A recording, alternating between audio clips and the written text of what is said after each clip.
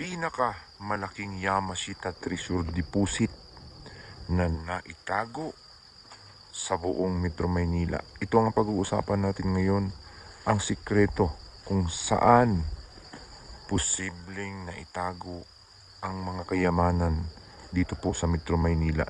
Pag-uusapan natin itong Yamashita Treasure na ito. Napakaraming kayamanan na ito, kung nasaan na ito. Kaya tutukan po ninyo hanggang sa matapos ang bidyong ito.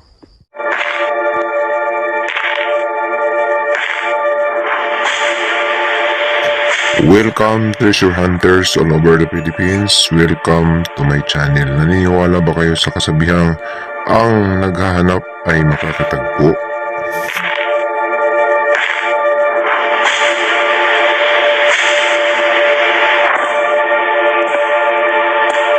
Magandang araw po sa kanilang lahat. Welcome back again sa aking channel Luzon, Visayas, Mindanao hanggang Sabah. Tayo na naman po ay magbabalik sa isa na naman pong nakakamanghang topic. Tungkol po ito sa Yamashita Treasure Hunting. At ang pag-uusapan nating topic ngayon na ibabahagi ko sa inyo ay tungkol po dito sa mga kayamanang napakalaki. Hindi maliit, napakalaki na kung saan naitago sa Metro Maynila. Kung may naitago sa mga kabundukan, sa mga creek, sapa, dito mismo sa mga syudad ng Metro Maynila ay meron kayamanang itinago rito. Ito ang ating pinaka topic na tatalakayin ngayon. Pero bago yan, tayo po muna ay magpapasalamat sa lahat po ng ating mga subscribers, bashers, haters sa patuloy po ninyong pagsuporta, panonood po sa aking mga videos. Sa hindi pa nakapag-subscribe, pakipindot na lamang po ang subscribe button sa ibaba at ang notification bell para updated po kayo sa mga susunod kong i-upload. At huwag nyo rin kalimutang i-follow ang aking Facebook page, Yusuf Yamato po. Tayo na naman po ay continue sa atin pong mga pagbabahagi ng mga kaalaman tungkol po sa Yamashita Treasure Hunting o kung ano pa mang mga istoryang tungkol sa mga kayamanan. Mapatreasure sa mga hapon noon o treasure sa ating bansa o kahit anong klaseng treasures, maging sa sports ay treasure din yan, ay atin pong pinapag-uusapan dito. Ito pong ating topic na tatalakayin ngayon. Marami sa ating mga kababayan ang may mga katanungan kung mayroon pa ba talagang mga kayamanan. Mayroon bang kayamanan talaga, na kung saan dinala ang mga Hapon at itinago dito sa ating bansa. Kasi hindi tayo basta-bastang makapaniwala hanggat wala tayong proof. Wala tayong nakikitang ebidensya na kung saan talagang may kayamanan nga talaga na kung saan naitago ang mga Hapon. Kaya mahalaga po ito na atin pong pag-uusapan para po matuklasan itong mga sikreto ito para mapakinabangan ng ilan po sa ating mga kababayang narito pa sa mundong ibabaw. Kahit tayo ay kung makuha ito ay makikinabang din. Kasi yung mga binibili nating mga tax, ay mga binibili nating pagkain. Yan, na kung saan ay kabilang din tayo dyan sa mga taxes na yan, na nagbabahagi. Sa usaping Yamashita Treasure Hunting, minsan ay napapatawa ang ilan po sa ating mga kababayang nanonood.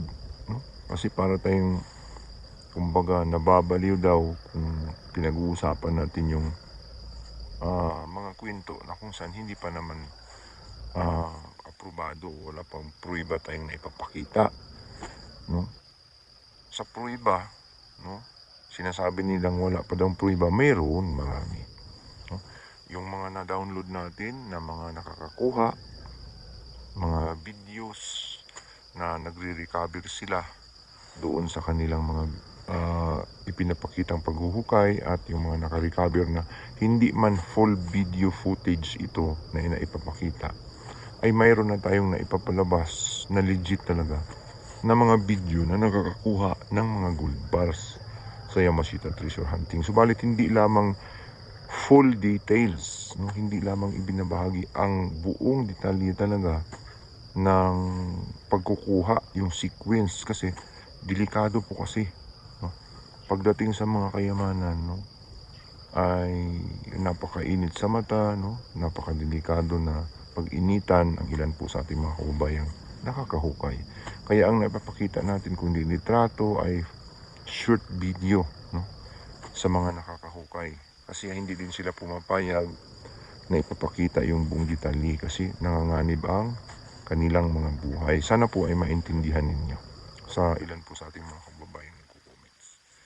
So ito nga, no, ang mga katanungan ay kung mayroon pa ba talaga na mga kayamanan sa Metro Maynila, no, hanggang ngayon, no, sa kabunbukan marami pa, sa mga sapa, sa mga creek, no, sa iba't ibang lugar sa bansang Pilipinas. Pero pag sinabing Metro Maynila, crowded na kasi yan, no, napakarami ng mga buildings, bahay, kaya pag tiningnan mo parang imposible naman siguro na magkakaroon pa ng Yamashita Treasure, no?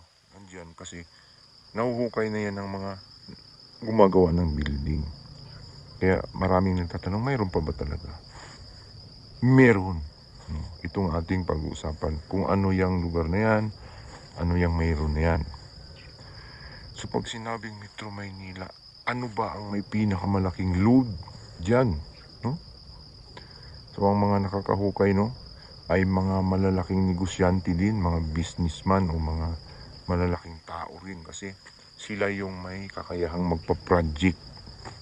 No, gagawa sila ng malalaking proyekto, building kunwari, no, na itatayo pero double purpose. Kumukuha din sila ng treasure sa ilalim. No? So ito nga, unahin natin ang Bulacan. Ang Bulacan ay isa po sa may may malaking sekretong Yamashita Treasure Lode, no, nakalagay yan sa libro, sa mapa ng mga Hapon, na ang Bulacan ay isa sa mga volume of treasures na inilagay. So pag sinabing volume of treasures, malalaking treasure deposits ang inilagay na ikinalat. Hindi pinag-isa, pero lahat halos ng inilagay ay volume, maraming volume na hinati-hati. Kung magtataka tayo, kung pag-uusapan natin yung mga malalaking gusali dyan na itinayo no, sa may Bulacan, yung mga housing, no, yung malalaking housing dyan, sa bundok, tinatapyas ang bundok, gumagawa ng mga proyekto sa bundok, sa Bulacan, ay mga double purpose ang mga yan. So alam na natin kung sino ang mga yan, na kung saan gumagawa ng mga double purpose Yamashita Treasure Hunting plus mayroon pang project, no? Mga housing yan, mga may nakakakuha na dyan sa Bulacan. At ito pong mga malalaking gusali na may mga simbahan pa, no, na mga malalaki sa Bulacan. Makikita natin kung ano yung popular dyan ng mga simbahang sikat na simbahan, di tayo magbabanggit, na kung saan magandang mga simbahan, napakaganda, nagtatayo ng napakalaking mga stadium, no, mga stadium ng mga sports complex. Double purpose ang mga yan. Mayroong mga kasamang treasure hunting kasi may mga high-tech silang kagamitan, kagaya ng mga scanners na mga milyon ang halaga na nasisilip ang Yamashita Treasure sa ilalim. Kaya nila pinaprojectan ito, at may mga live pointer at mga hawak na mapa yung iba. May mga Koreano silang kasama o Japanese na mga anak ng mga Hapon, ng mga sundalo na nagbalik dito at na projectan nila ito. Sa Bulacan yan, gumagawa ng stadium. So nakuha na yan. Pero mayroon pa, ang tanong, mayroon pa. Mayroon. No? Mayroon. Saan pa? No? Sa Bulacan ay may mga liblib pa dyan na lugar. Ng mga lumang kalsada, lumang tulay, lumang simbahan, no? May mga creeks, may mga lumang balon dyan sa Bulacan.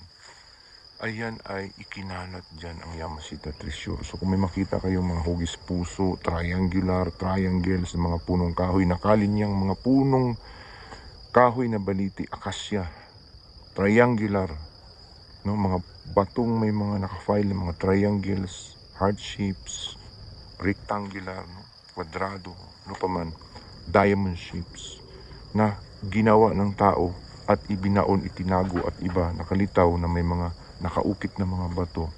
Yan ay palatandaan o mapa sa Yamashita Treasure at mayroon pang itinago sa lugar na yan, no? Old cemetery, mga lumang cemetery dyan, lumang daanan, nakalitirway, naka zigzag, bitter sea, o ano pa mang mga kalsada na lumang-luma na, no, na inabot yung Second World War, ay possible target sa Yamashita Treasure. Diyan sa liblib pa sa may Bulacan, no? So marami pa diyan sa Bulacan. Kasi may mga nakakausap tayo, no, na nagre-recover pa hanggang sa ngayon diyan sa Bulacan. At marami dito mga engineers, no?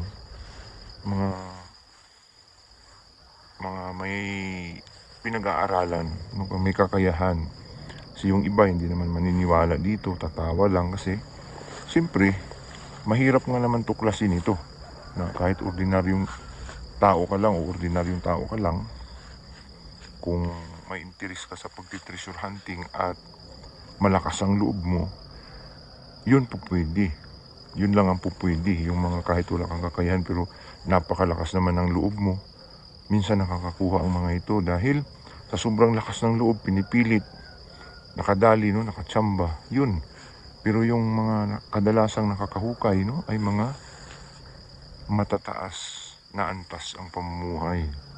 Kasi sila yung makakuha ng permit, no, kasi government property, hindi pwedeng pakialaman, sanction sa government. Yun pwede nilang paprajikan. So Bulacan, Quezon City, no, yan ang mga nakamention. Quezon City, nasaan kasi? Quezon City crowded eh. Pero may mga bundok dyan eh. Kagaya ng mga old na university. Pag sinabing old na university, kabilang dyan ang mga lumang mga paaralan na sikat. No? University of the Philippines, UP. Kung mapapansin niyo, may mga kahoy dyan sa looban dyan na ang lalaki. Nakalinya, may mga hugis yung puno, parang ginorte, no? At inabot niyan yung Second World War at maaring panahon pa ng mga Kastila. Yung mga kahoy dyan, sobrang luma na. Minsan may naka-triangle pa ako nakikita dyan, nakalinya. Na sinadyang itinanim, no? May creek din doon sa loob. Makakabundukan din dyan. Muli, maliliit na kabundukan, no? Na ginawang universidad noong unang panahon. Yung UP, University of the Philippines, the Ateneo de Manila, UST, no? Yung mga old universities na nasa Quezon City, no? Posibleng mayroong sikreto, no? Kasi ito ay naging prisoners of war, no? Historical at mayroong mga nakatagong sikreto sa mismong sa Quezon City.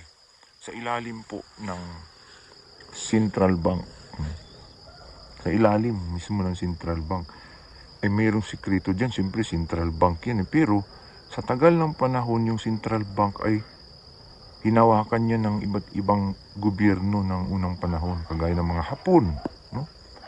Hinawakan ang Central Bank ng mga Japanese kasi nakankil tayo, nagawa sila ng pera na Japanese money, no? Nag-issue sila ng Japanese money sa Central Bank, kaya may sikreto sa ilalim ng Central Bank na hindi pinapakialaman.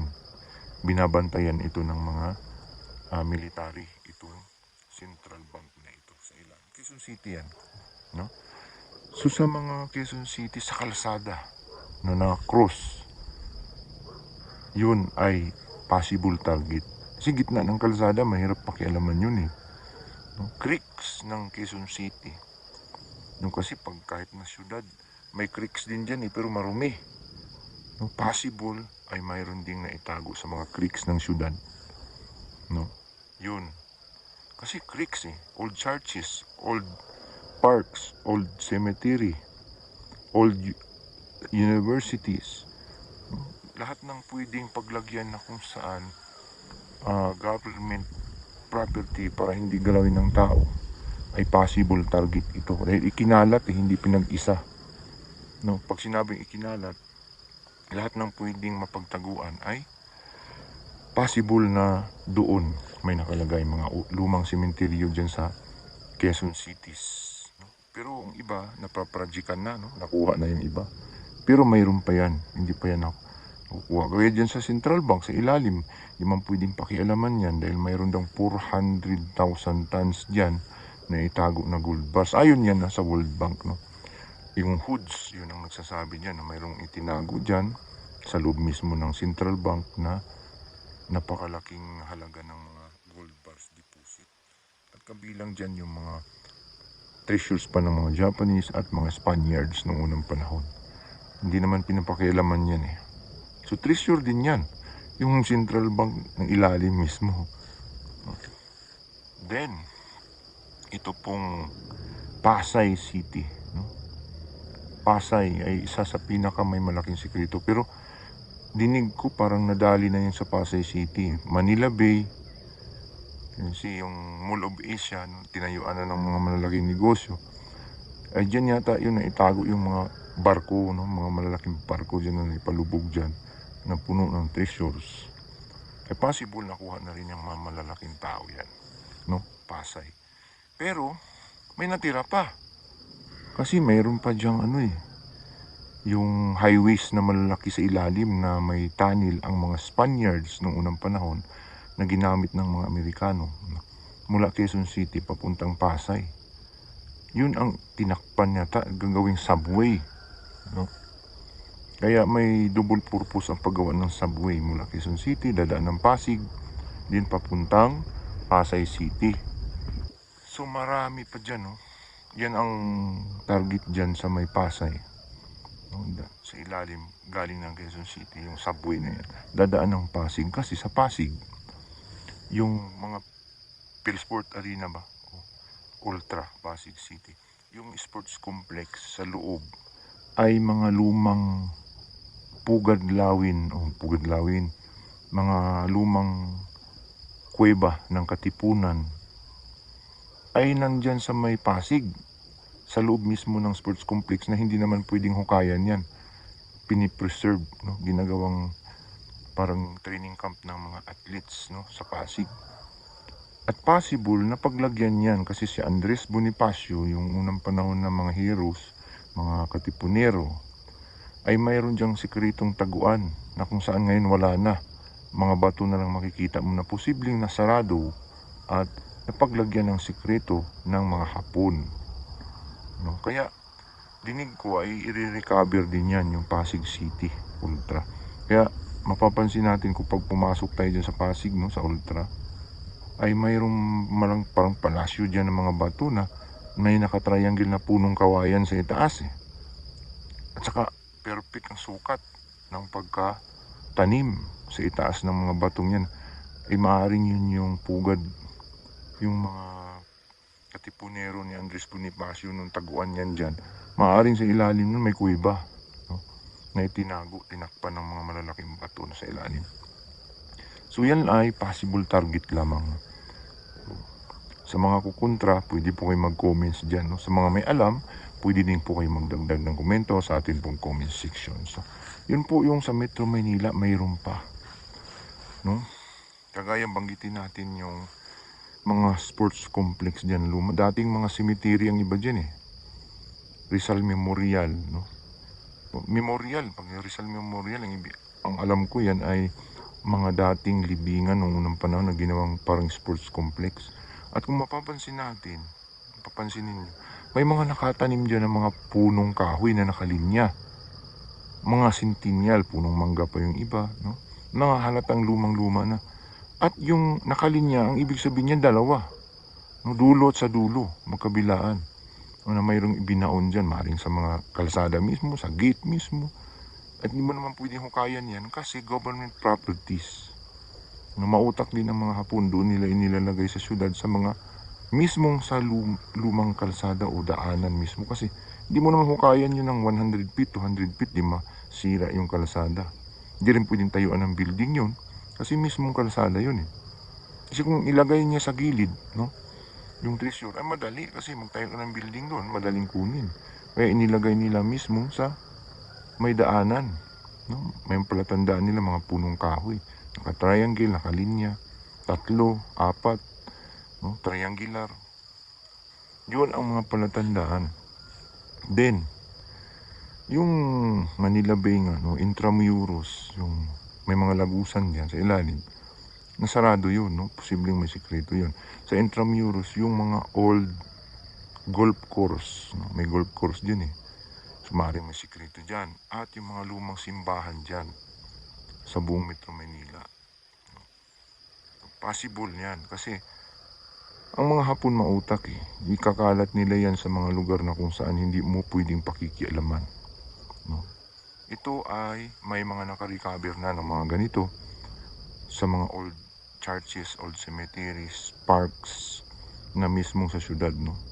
Kung meron kayong na-recover, no, sa mga viewers natin, pwede kayong mag-comments, no, sa ibaba para makapagpatunay dito po sa ating mga issue na pinag-uusapan tungkol po sa Yamashita Treasure Big Loads sa buong Metro Manila. So mayroon pa yan sa mga monument, no, na mga bayani, sa mga libingang bayani dyan sa Metro Manila, sa Taguig, no. Dyan basta may mga public property na kung saan hindi mo pwedeng galawin, ay doon posible ang target.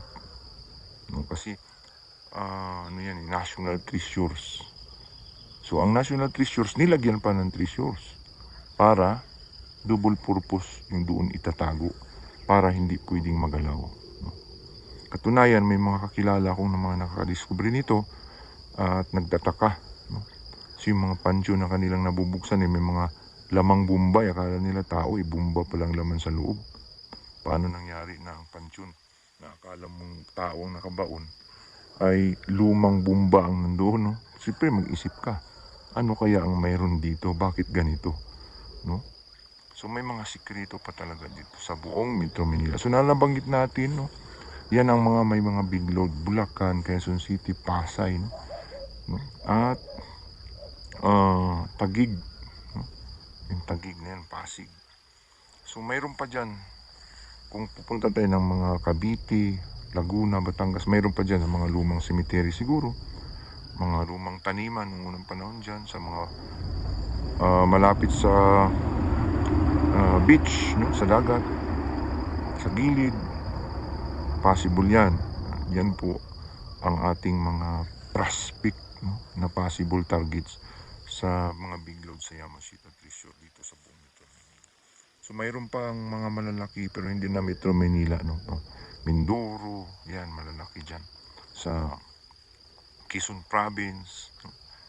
Cordillera, kabundukan, no? Sa mga kabundukan ikinalat. So sa dami ng mga Hapon ilang 100,000 yan sila na nagkalat ng treasures. Iba yung nakikipagdigma, iba rin yung nagtatago ng treasures, yung mga bihag kasama yung mga Amerikano sa pagtago. Kaya ang Amerikano alam din yan dahil kasama sila sa nagtago. Ginawa silang prisoners of war, no? Ang iba naka-eskapo din, nakapagsabi na kami man ang nagtago yan, mga Amerikas, sinutusan kami ng mga Hapon dahil bihag kami noon. So, may mga katibayan. So sa mga nakakaalam, no, dito po sa ating napag-usapang topic ay pwede po kayo magkomento.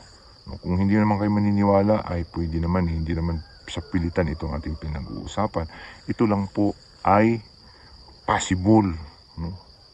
So pag sinabing possible, may posibilidad, di ba? So hanggang dito na lamang po ang atin pong napag-usapang topic, napakahaba, no? Sana po ay nag-enjoy kayo at mayroon tayong natutunan dito po sa ating paghanap ng tinagong kayamanan sa Yamashita Treasure. At kung ngayon po kayong alam dito ay i-comment nyo na lang yan sa ibaba. At kung mayroon kayong katanungan, itanong nyo lang sa ating comment sections. At sa mga hindi natin nasagot, tayo po ay nanghingi sa inyo ng paumanhin.